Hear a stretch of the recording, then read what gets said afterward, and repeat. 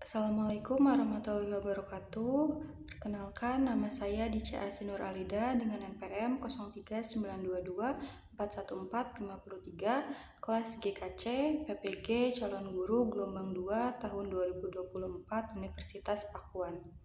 Di sini saya akan mempresentasikan penerapan scaffolding dalam mata pelajaran Ilmu Pengetahuan Alam dan Sosial atau IPAS di SDN Panaragan 1 kelas 3C.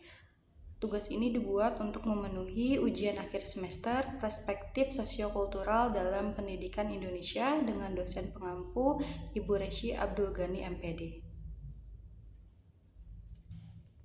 Studi kasus penerapan scaffolding pelajaran IPAS topik para penghuni alam memiliki latar belakang, yaitu pada saat saya melakukan PPT di SDN Panaragan 1 kelas 3C, saya mengajar mata pelajaran Ilmu Pengetahuan Alam dan Sosial dengan topik para penghuni alam. Namun, beberapa siswa mengalami kesulitan dalam membedakan individu, populasi, dan komunitas, serta sulit mengenal macam-macam ekosistem yang ada. Sehingga, Ibu Dica memutuskan untuk menerapkan strategi scaffolding pada proses pembelajaran, khususnya mata pelajaran IPAS topik para penghuni alam. Tujuan scaffolding yang pertama, membantu peserta didik memahami perbedaan individu, populasi, dan komunitas. Yang kedua, mengembangkan pengetahuan peserta didik terkait macam-macam ekosistem.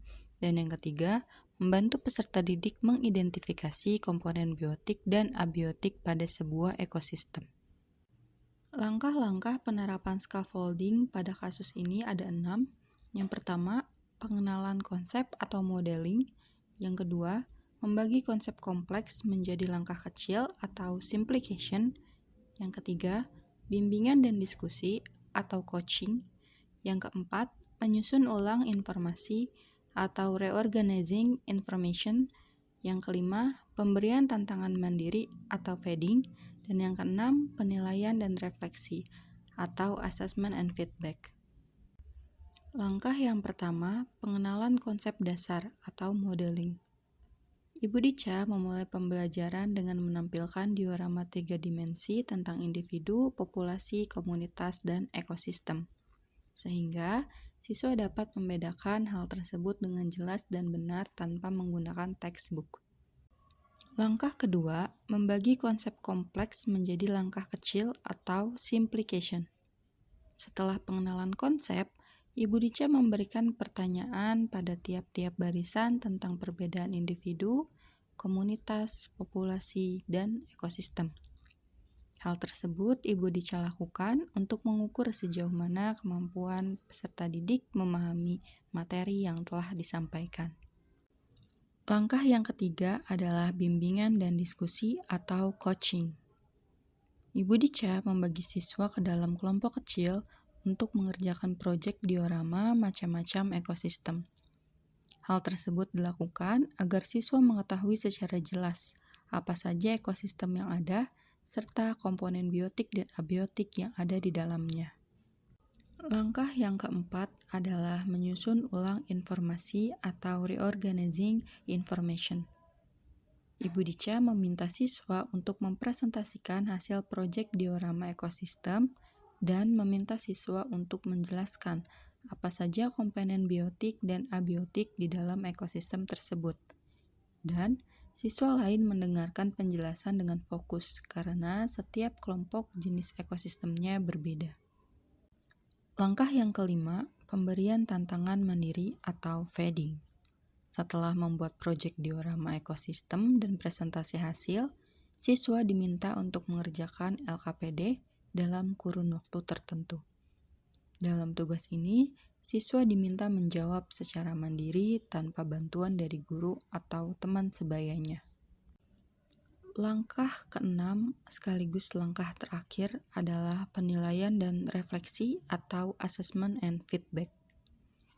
Ibu Dica melakukan penilaian berdasarkan tugas individu yang telah dikerjakan serta proyek yang telah dipresentasikan. Setelah melihat hasil penilaian, hampir seluruh siswa mampu mendapatkan hasil yang memuaskan. Selain itu, Ibu Dica juga mengajak siswa untuk merefleksikan pembelajaran hari ini. Kesimpulan, penerapan scaffolding dalam pembelajaran ilmu pengetahuan alam dan sosial, topik para penghuni alam, membantu siswa untuk memahami perbedaan individu, populasi, komunitas, dan ekosistem. Selain itu, juga mengembangkan pengetahuan siswa terkait macam-macam ekosistem, serta membantu siswa mengidentifikasi komponen biotik dan abiotik pada sebuah ekosistem.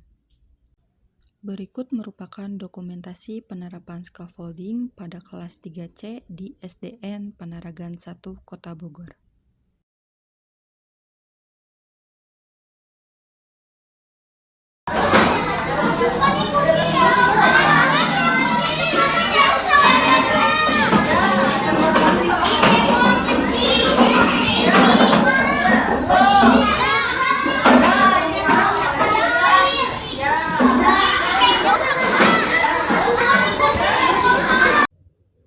Baik, terima kasih. Sekian penerapan scaffolding pada kelas 3C SDN Panaragan 1 yang telah saya terapkan dan lakukan.